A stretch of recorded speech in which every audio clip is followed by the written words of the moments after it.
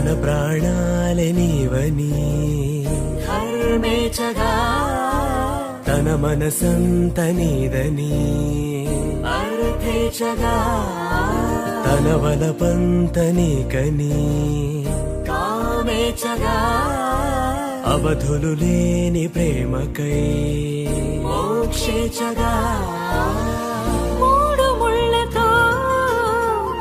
7 అడుగుల అగ్ని సాక్షిగా